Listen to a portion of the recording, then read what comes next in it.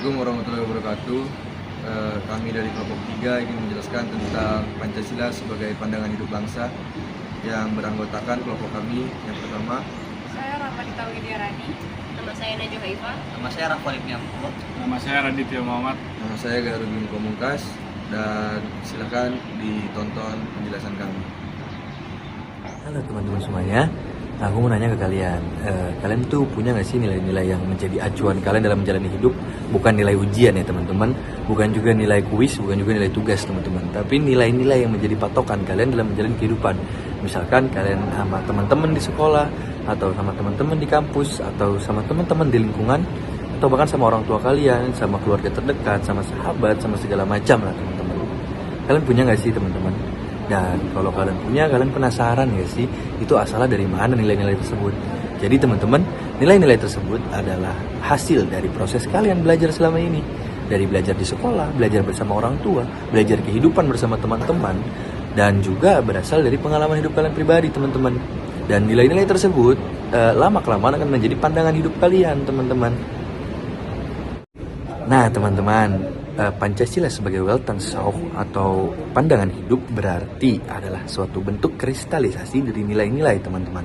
Nilai-nilai apa? Sama seperti kita dalam menjalani kehidupan, kita memiliki nilai-nilai moral-moral dan juga etika-etika yang harus kita terapkan dalam kehidupan sehari-hari. Sama dengan Indonesia, kita sebagai warga Indonesia, berarti nilai-nilai yang kita ada di dalam diri kita adalah nilai-nilai bangsa Indonesia. Dan nilai-nilai bangsa Indonesia tersebut dikristalisasi teman-teman dalam bentuk Pancasila. Maka Pancasila sebagai pandangan hidup bangsa atau Weltanschauung artinya adalah Pancasila sebagai dasar kita dalam menjalani kehidupan. Dari mulai hukum-hukum, norma-norma, dan juga etika-etika, serta moral Pancasila yang harus tertanam pada diri kita teman-teman. Selanjutnya adalah hakikat Pancasila dalam pandangan hidup bangsa Indonesia. Nah, setiap bangsa ini butuh yang namanya pandangan hidup agar kokoh dan juga memiliki tujuan yang ingin dicapai. Tanpa adanya pandangan hidup, negara ini dapat terombang-ambing dalam menghadapi tantangan dalam negeri maupun luar negeri. Bagi Indonesia sendiri, Pancasila itu bukan hanya sekedar dasar negara, tapi juga sebagai pandangan hidup atau way of life. Nah, Pancasila ini juga sebagai pedoman dalam kita bersikap dan juga berperilaku. Dengan berpegang teguh dengan Pancasila, masyarakat ini memiliki arah yang jelas dalam menghadapi tantangan seperti politik, ekonomi, sosial maupun budaya. Sehingga bangsa kita ini akan membangun diri dan juga negerinya akan membangun diri agar lebih kokoh. Selanjutnya adalah faktor yang menjadi penghambat Pancasila sebagai pandangan hidup bangsa Indonesia. Faktor ini dibagi menjadi dua, yaitu faktor internal dan juga faktor eksternal. Yang pertama adalah faktor internal. Faktor internal terjadi karena kurangnya kesadaran individu itu sendiri. Kurangnya kesadaran akan pentingnya Pancasila sebagai dasar bermasyarakat dikarenakan oleh beberapa faktor yang kurang diajarkan sejak dini. Sedangkan yang kedua adalah faktor eksternal. Faktor eksternal dikarenakan oleh kurangnya pendirian masyarakat itu sendiri sehingga mudah terbawa arus oleh masyarakat lain yang belum tentu berperilaku baik. Berikutnya, penerapan Pancasila sebagai pandangan hidup dapat diwujudkan dengan berbagai tindakan. Yang pertama, menerapkan sila kemanusiaan, yaitu menjunjung tinggi martabat kemanusiaan, menghormati sesama, dan bertindak adil serta beradab. Yang kedua, mewujudkan persatuan, di mana menjaga kerukunan dan perdamaian antar umat beragama, serta cinta pada persatuan bangsa. Yang ketiga, mengutamakan musyawarah, yang dimana mengajak setiap warga negara untuk tidak memaksakan kehendak dan mengutamakan kepentingan negara melalui musyawarah.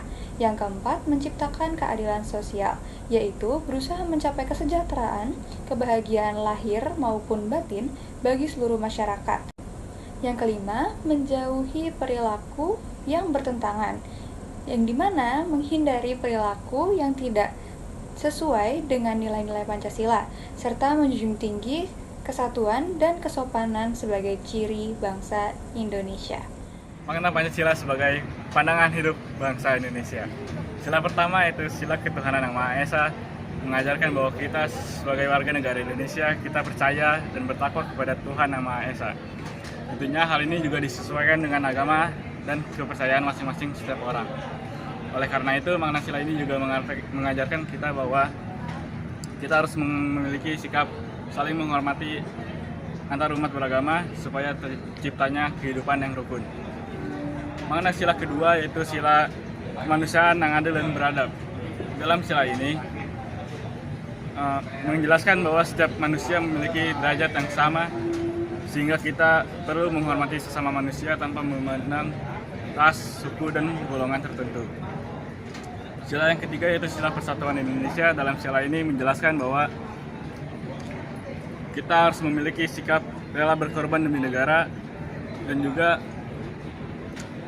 memiliki sikap bersatu yang dapat menciptakan terjadinya persatuan di Indonesia. Dalam sila keempat ini yaitu kerakyatan yang dipimpin oleh hikmah kebijaksanaan dalam permusyawaratan perwakilan, itu menjelaskan bahwa kita pasti memiliki pendapat yang berbeda-beda antar sesama manusia. Untuk itu kita harus menjaganya dengan cara berdiskusi atau bermusyawarah untuk mencapai hasil yang disepakati bersama agar tidak terjadinya perpecahan. Kemudian yang terakhir yaitu sila kelima, yaitu keadilan sosial bagi seluruh rakyat Indonesia. Itu kita harus memiliki sikap adil, mau dari segi materi atau apapun, agar tidak terjadinya terpecah belah antar bangsa, antar suku, dan antar agama.